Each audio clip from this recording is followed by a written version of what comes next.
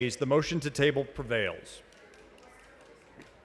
The following amendment, the clerk will read the amendment. Amendment by Wu. Chair recognizes Mr. Wu to explain the amendment. Mr. Speaker, members, this amendment would make the children of members of the Texas House and Senate ineligible for this voucher program created by this bill. As we all already know, this bill fails the majority of Texans that it purports to serve. It comes with no income cap, as we have just seen. It would defund neighborhood schools that serves the vast majority of Texas kids and would enrich the wealthy at the expense of the poor. This amendment addresses one of the many ethical failings of this bill. One of those of us on this floor voting on this voucher scheme, we should not personally benefit from the programs that we create through legislation. When we vote to distribute tax dollars to private entities, the last pockets that should be benefited are our own. And members, we have a responsibility to maintain the public's trust. If we, as elected officials, are voting to create or fund the program that distributes public dollars, we should not even allow the appearance that we are doing so to benefit our own families. If we believe this program is truly about helping those in real need, students with disabilities, low-income families, then it should target them accordingly. This very small carve-out ensures the integrity of the program and avoids any perception of self-dealing. This amendment doesn't change the program structure or purpose. It simply ensures that those of us voting today cannot redirect taxpayer money into our own pockets. My Republican colleagues talk about personal responsibility. Here is your chance to demonstrate it. Vote for this amendment. This is the same provision that was on this bill last session. And this was on the bill that we voted on last session. What has changed? Members, I urge you to vote yes on this amendment, and I would yield for questions.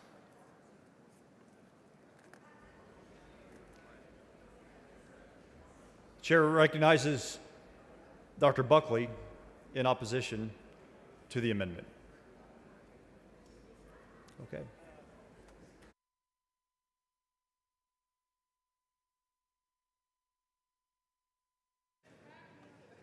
Mr. Speaker, did the gentleman yield? Ms. Gonzalez, for what purpose? Chairman Buckley's up. Is that accurate? You just called him to the mic? You just recognized Chairman Buckley, so he has the mic.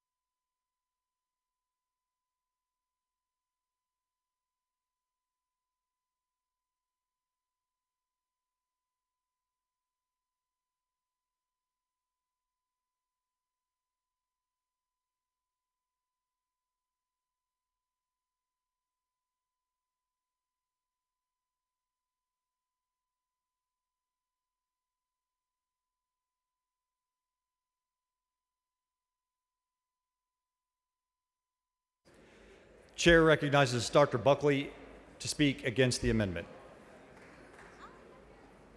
Thank you, Mr. Speaker. Members, Speaker, Ms. Gonzalez, for what purpose? does the gentleman yield? Does the gentleman yield? yes. Gentleman yields. Again, I know we've got into a cadence of just opposing amendments, but I think it's important for us to create guidelines, guardrails on some of these things, and this is definitely an entitlement. And if we're going to vote on this, don't you think we should say members of the legislature cannot get this entitlement? Well, I think if you think about the members of this body, most are citizen legislators. They're moms and dads first, before they are members of this body. And we all come from different backgrounds and have different desires of what we would participate in.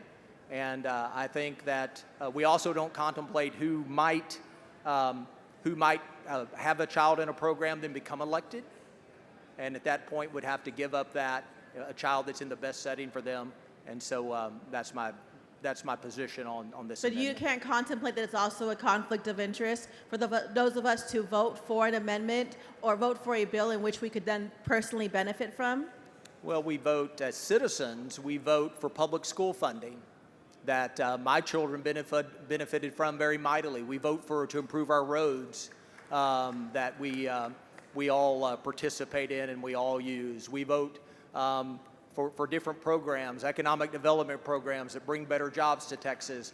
That's what a citizen legislator is all about. But isn't that like a social good, whereas this is an individual check basically to you and your family to do what you and your family want to do, No, as opposed to there's a constitutional requirement to do public education? A better educated populace, children receiving the education that they need, is a social good.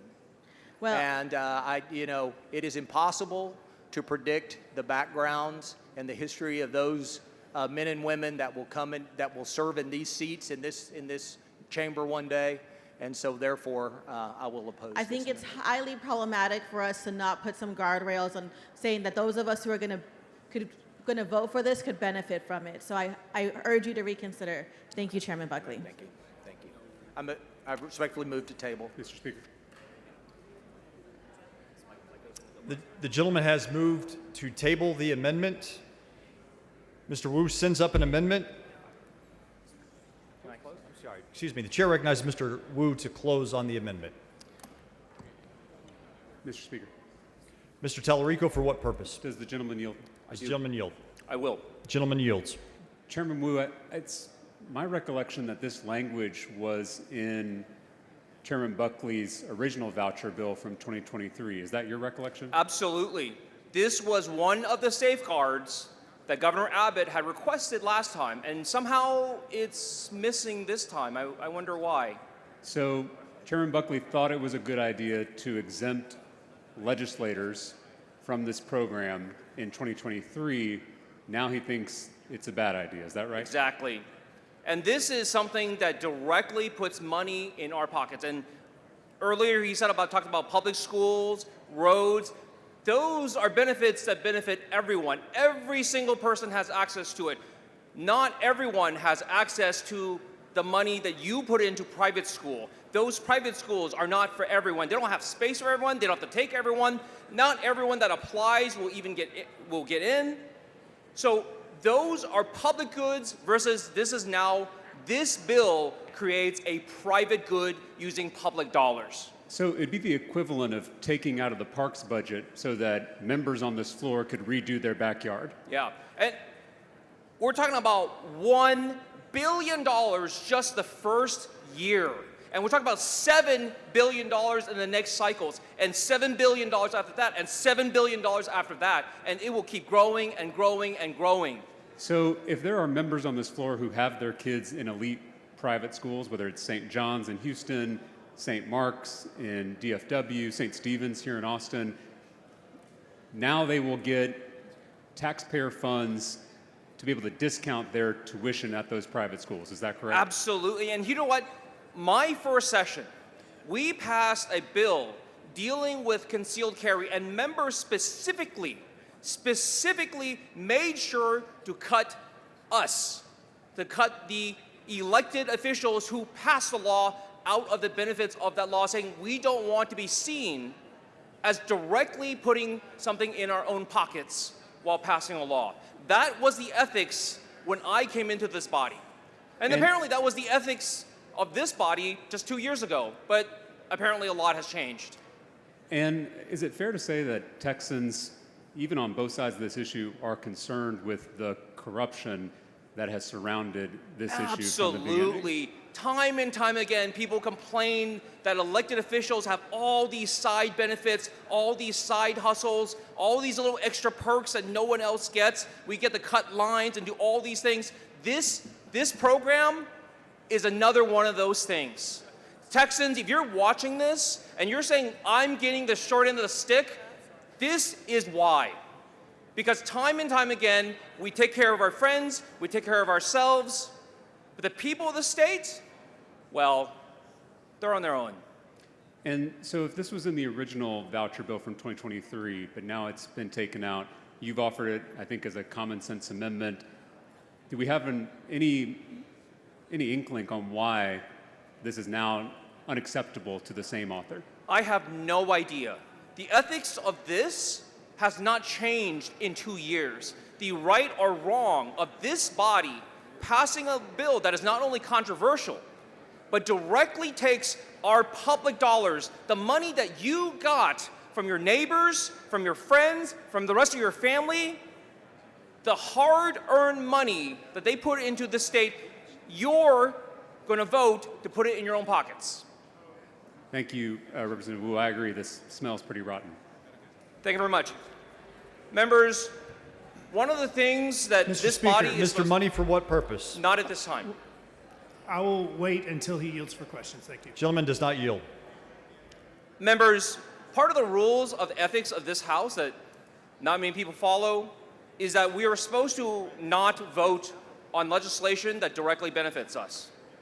Whenever there is a bill that deals with guardian ad litems, because I am a guardian ad litem, I don't vote on that. I white light that, and I put a note in the journal that says, this is a conflict of interest for me. This bill would directly and could directly benefit me. I will not vote on this. And what we are asking members to do is to do that same ethical guideline, to follow that, saying if this directly benefits us, if this puts taxpayer money in our pockets, then we should cut ourselves out just like we did 2 years ago. Mr. Speaker, Mr. Money for what purpose? will the gentleman yield for questions? Does the I gentleman will. yield? I will. Gentleman yields.